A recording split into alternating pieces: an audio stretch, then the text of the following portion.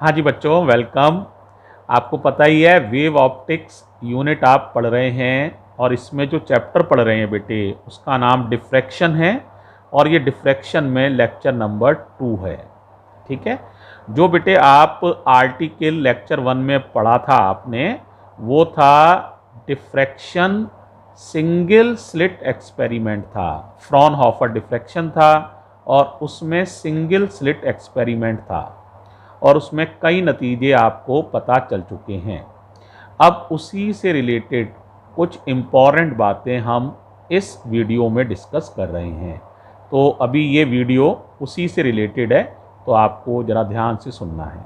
देखो बच्चों, अगर मैं डिफ्रैक्शन के लिए ग्राफ खींचूं, किसमें एक तरफ लूँ मैं फ्रिंजेस की इंटेंसिटी, उनकी चमक ले लूँ और एक तरफ लूँ उनकी पोजीशन, तो बता सकते हो ये जो फ्रिंज है यही है आपकी सबसे ज़्यादा चमकदार। आप देखो सबसे ज़्यादा चमकदार है और सबसे ज़्यादा चौड़ी फ्रिंज है, यही है सेंट्रल मैक्सिमा या प्राइमरी मैक्सिमा। तो B0 का नाम है, क्या नाम है? सेंट्रल मैक्सिमा या प्राइमरी मैक्सिमा। Primary maxima. खास बातें बताओ इसके बारे में, दो कम से कम। हाँ, सही बात बता रहे हो, यही है इसकी चौड़ाई सभी बाकी फ्रिंजेस से दुगनी होती है। तो इसकी जो चौड़ाई होती है वो सभी फ्रिंजेस से डबल होती है और इसकी इंटेंसिटी जो होती है वो सबसे ज़्यादा होती है। इंटेंसिटी जो होती है वो मैक्सिमम होती है। ठीक है, ये है centre bright fringe, right. Position 0 पर होती है ये, तो ये पोजीशन है 0। अब ये जो B1 है या B2 है ये ब्राइट फ्रिंजेस हैं, लेकिन इनको कहते हैं सेकेंडरी ब्राइट फ्रिंजेस। अब इसका नाम क्या पड़ जाएगा? B1 का फर्स्ट सेकेंडरी मैक्सिमा। तो B1 का नाम या B2 का नाम, इनके नाम क्या पड़ जाएंगे? बोलो बोलो। First and second, secondary maxima, ये इसका नाम है। First and second secondary maxima, याद रहेगा। इसी तरह से ये भी है मैक्सिमा, लेकिन सेकेंडरी मैक्सिमा है ये। अब इनके बीच में ये जो फ्रिंज बन रही है ये है डार्क, इंटेंसिटी 0 है या सबसे कम है, तो ये डार्क। ये देखो, ये भी डार्क, और कहना चाहो तो ये भी डार्क, और कहना चाहो तो ये भी डार्क। अब बताओ इनके नाम क्या हैं? D1 D2 के बताओ क्या नाम होने चाहिए? हाँ बिल्कुल, फिर सही कह रहे हो। D1 और D2 के नाम हैं आपके first and second secondary minima, secondary minima, ये इनके नाम। क्लियर हो रहा है सारी बात? तो ये अब जरा इनकी पोजीशंस की बात करें तो ये पोजीशन तो 0 है, ये पोजीशन है बीटा। यहाँ डार्क है वहाँ बीटा है, ये कितनी है? 2 बीटा। अब इसके बीच में ये कितनी है? 1.5 बीटा। बीटा तो जानते ही हो, D लैम्डा अपॉन D। और ये कितनी है? ब्राइट की पोजीशन 2.5 बीटा। अब यहाँ से बताओ, पहले डार्क को लिखो, ये बीटा है, ये भी बीटा है। अब बीच में लिखना है तो बड़ा आसान है ना। ये बीटा, ये 2 बीटा, इनके बीच में ये 1.5 बीटा। तो आप ध्यान से देखोगे तो आपको ब्राइट की चौड़ाई दिख जाएगी। डार्क ब्राइट की चौड़ाई यहाँ से यहाँ तक है, तो 2 बीटा में से बीटा घटा दोगे तो ब्राइट की चौड़ाई बीटा है, ये बीटा चौड़ाई है। अब ये देखो, ये कितनी हो गई? तुम देखो, ये बीटा इधर और बीटा इधर, इसीलिए जो सेंट्रल मैक्सिमा है उसकी चौड़ाई आसानी से समझ सकते हो। बीटा इधर है, बीटा इधर है, तो ये चौड़ाई है 2 बीटा। ठीक है, तो ये कुछ अलग अलग बातें हैं जो आपको ध्यान रखना है। तो कुल मिला के मैंने क्या कहा, अगर डिफ्रैक्शन में कुल बात करें तो ये ग्राफ से बहुत कुछ क्लियर हो जाएगा तुम्हें, है ना। तो याद रखो, all bright fringes are not equally bright. Central fringe is maximum bright, and as we go either side, चाहे इस तरफ चलें चाहे इस तरफ, the intensity of bright fringes go on decreasing. ठीक है।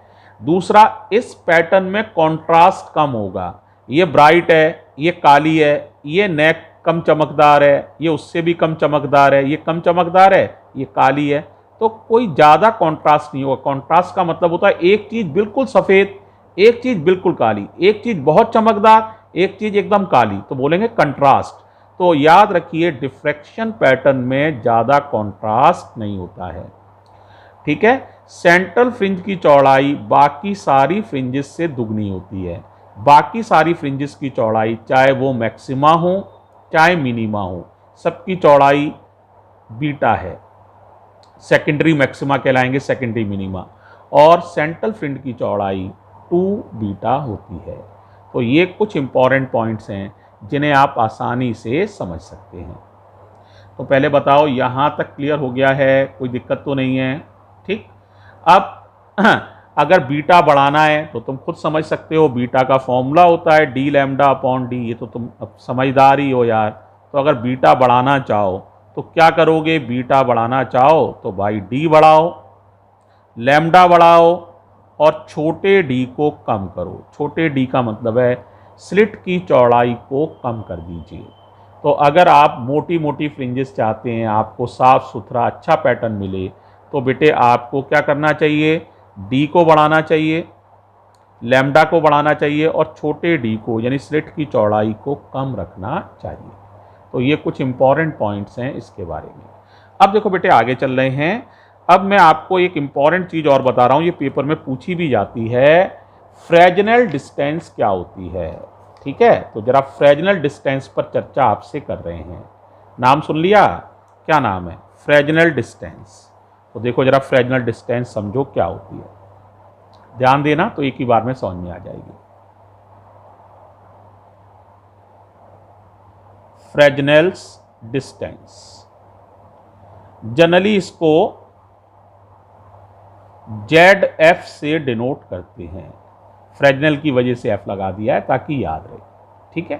तो देखो मैंने तुम्हें एक बार डेफिनेशन में पहले बोल देता हूं, फिर मैं समझा तो रहा ही हूं, लेकिन एक बार पहले डेफिनेशन भी सुन लो। देखो करना यह है कि जैसे जैसे आप स्लिट और स्क्रीन के बीच की डिस्टेंस बढ़ाओगे, क्या बोला? स्लिट और स्क्रीन के बीच की डिस्टेंस बढ़ाओगे तो फ्रिंज की चौड़ाई भी बढ़ेगी। फ्रिंज की चौड़ाई भी बढ़ेगी। ठीक है। तो अगर spreading of light due to diffraction from the centre of screen is just equal to size of slit, then the distance is called Fresnel distance. बोलो क्या बोला? बोलो बोलो।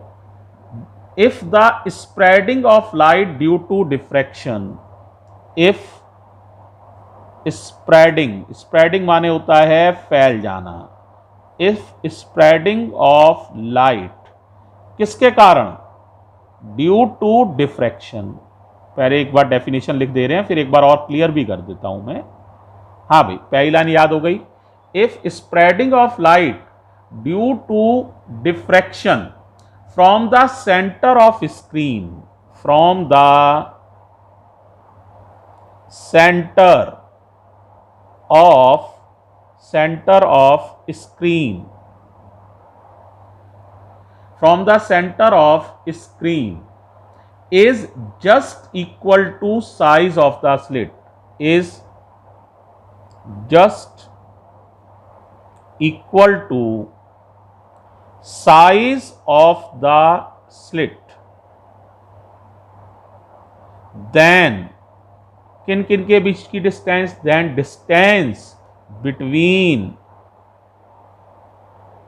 distance between बोलो, then distance between slit and screen is called Fresnel distance. अब देखो मैं तुम्हें बहुत सरल भाषा में समझा रहा हूँ, बहुत आसान सा है, एक लाइन की बात है खाली। पहले तो याद तो कर लिया। If spreading of light due to diffraction from the centre of screen is just equal to size of the slit, तो फिर कैपिटल डी का नाम ही ZF हो जाता है।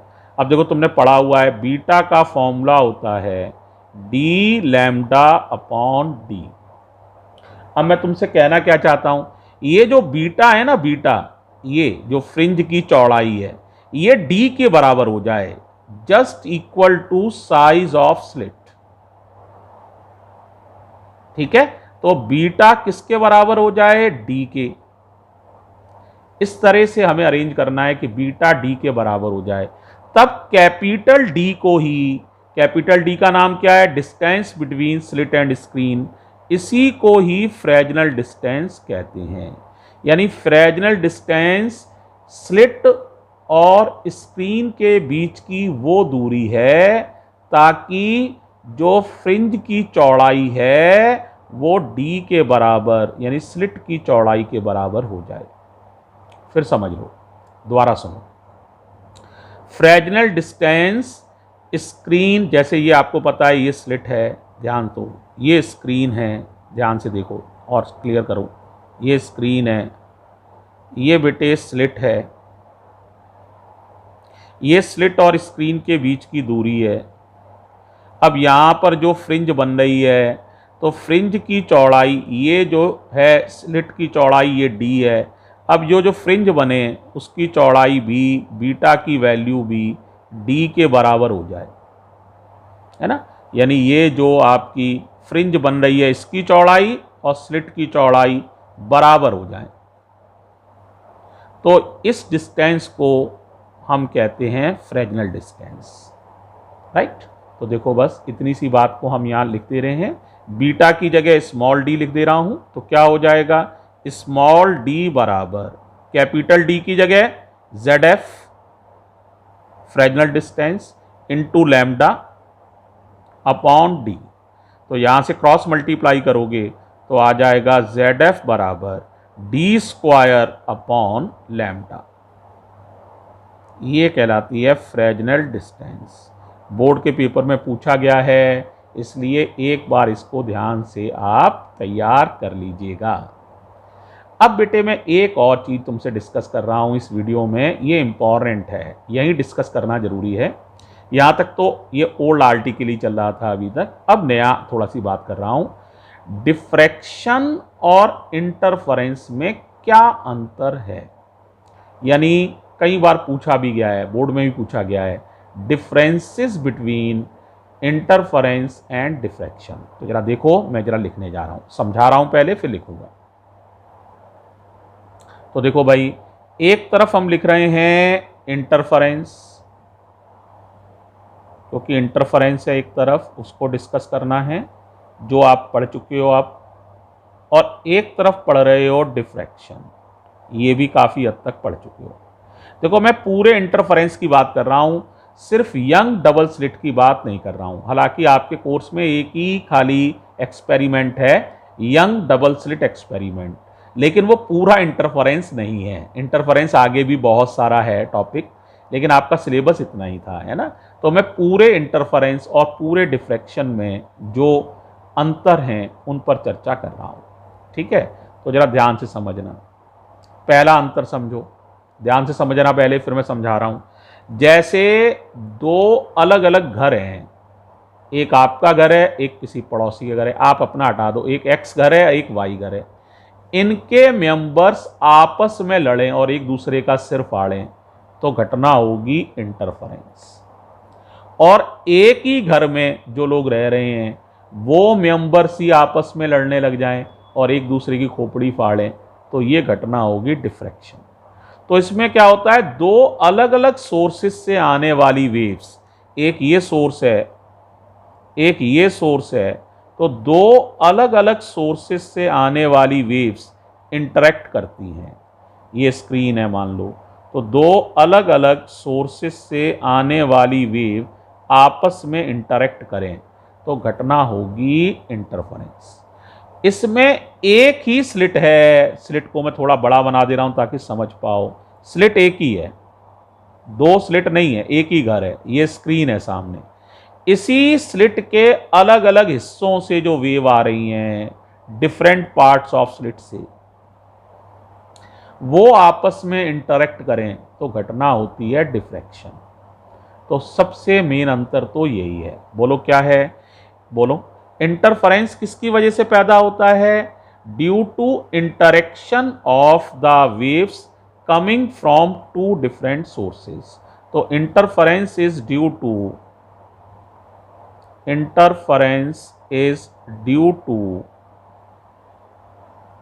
interaction of waves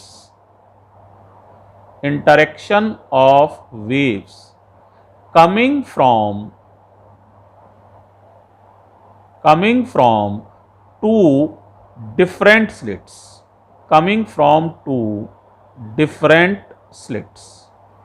दो घरों के लोग अलग अलग लड़ रहे हैं तो ये घटना कहलाएगी interference.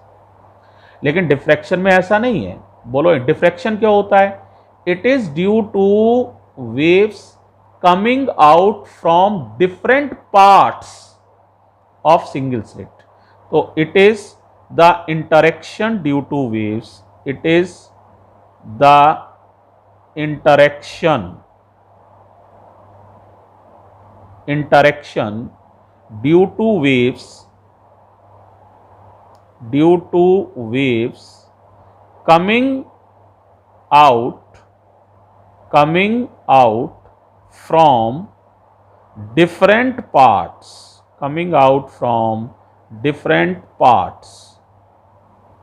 of a single slit।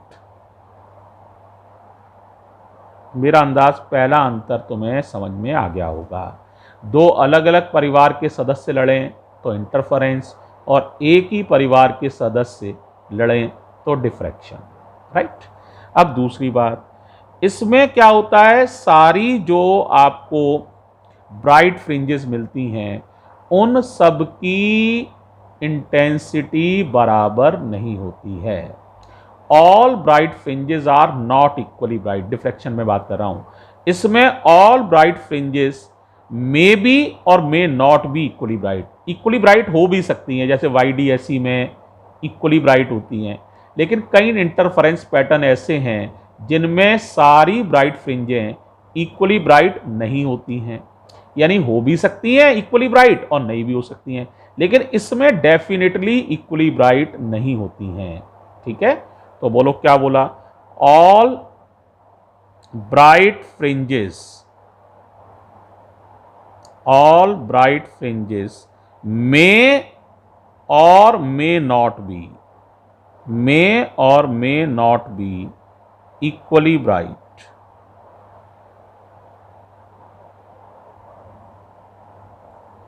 क्या क्लियर हो गया?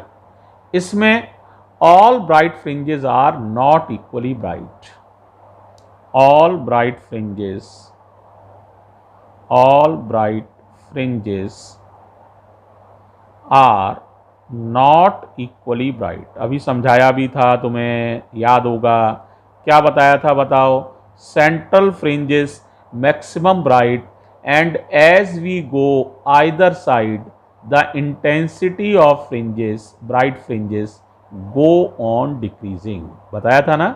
The central fringe is maximum bright and as we go on either side the intensity of bright fringes go on decreasing। तो सारी बराबर ब्राइट तो नहीं होती हैं। ठीक है। तीसरी बात, इसमें सारी फ्रिंजेस की चौड़ाई बराबर नहीं होती है। याद करो, सेंट्रल फ्रिंज की चौड़ाई बाकी सबसे दुगनी थी ना, तो all fringes are not of same with.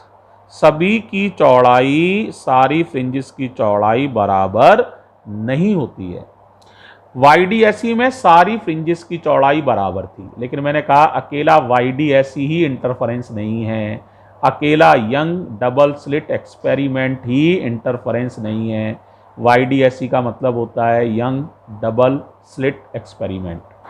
तो इंटरफेरेंस में फ्रिंजेस की चौड़ाई बराबर हो भी सकती है, YDSE में बराबर है जैसे, और नहीं भी हो सकती है। कुछ पैटर्न ऐसे भी होते हैं इंटरफेरेंस में जिनमें सारी फ्रिंजेस की चौड़ाई बराबर नहीं होती है।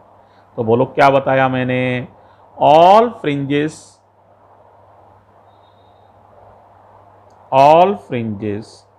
मे और मे नॉट बी, दोनों ही बातें हो सकती हैं, मे और may not B of equal with, और इसमें फ्रिंजेस की चौड़ाई इक्वल विथ की होती ही नहीं है।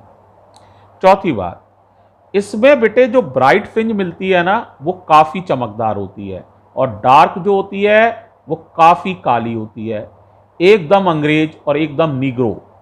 आप दोनों को सामने रखोगे तो एकदम कंट्रास्ट दिखेगा, एकदम अंग्रेज एकदम नीग्रो। अब तुम अंग्रेज के आगे जैसे किसी इंडियन को रख दो, व्हीटिश कलर वाला है, या किसी नीग्रो के आगे अपने किसी साउथ इंडियन भाई को रख दो, तो उनमें कंट्रास्ट तो होगा, लेकिन दोनों के कलर में बेहद इंटेंस अंतर नहीं होगा, है ना। तो इसमें कंट्रास्ट ज़्यादा होता है। ब्राइट फ्रिंज एकदम ज़्यादा ब्राइट होती है, डार्क एकदम काफ़ी डार्क होती है। इसमें ब्राइट और डार्क में अंतर तो होता है, लेकिन बहुत बड़ा कंट्रास्ट नहीं होता है। तो याद रखो, इंटरफेरेंस में बोलो there is a good contrast in fringes, there is a good contrast in the bright and dark fringes.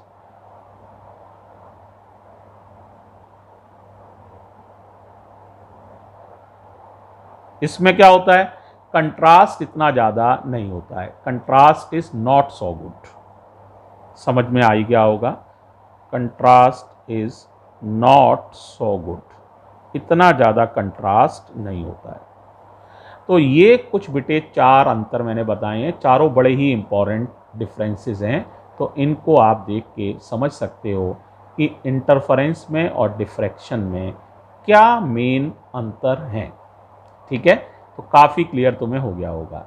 ठीक है बच्चों, तो ये डिफ्रैक्शन चैप्टर भी काफ़ी हद तक हो गया है, बस एक वीडियो और इसकी हम बनाएंगे तो ये चैप्टर डिफ्रैक्शन भी तुम्हारा ख़त्म पर पहुंच जाएगा, है। ठीक है, थैंक यू बच्चों।